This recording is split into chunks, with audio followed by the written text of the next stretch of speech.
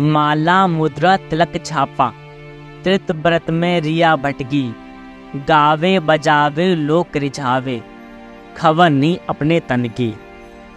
कबीर कहते हैं माला पहनने, तिलक लगाने, व्रत रखने और तीर्थ करने से जीव का आध्यात्मिक कल्याण नहीं होगा।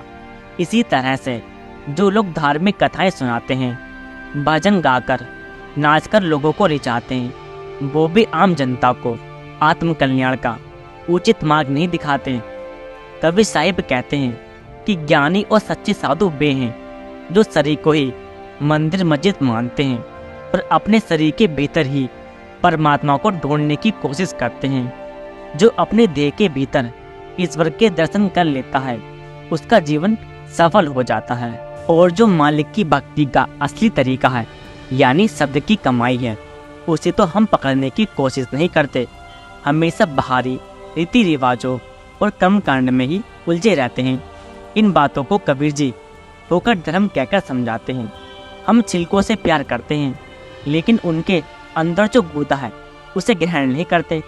कबीर जी समझाते हैं कि सारी उम्र अगर हम पानी बिलोते रहेंगे तो उसमें से कुछ नहीं निकलेगा, लेकिन अगर दूध को मीठेंगे तो उसमें से मक्खन प्राप्त कर सकेंगे।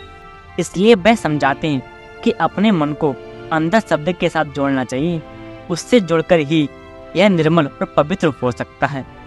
जो शब्द या नाम की खोज नहीं करते, उनको ना तो इस दुनिया में कहीं ठिकाना है और ना ही अगली दुनिया में कोई ठिकाना बनता है।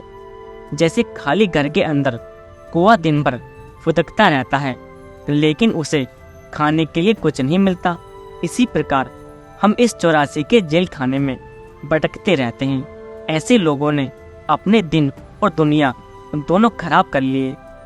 हजरत ईसा भी सब्दियन नाम के महत्व के बारे में कहते हैं कि जो लोग उससे मुख मोड़ लेते हैं और उसकी निंदा करते हैं, उनका गुनाह न इस दुनिया में माफ़ हो सकता है न अगली दुनिया में।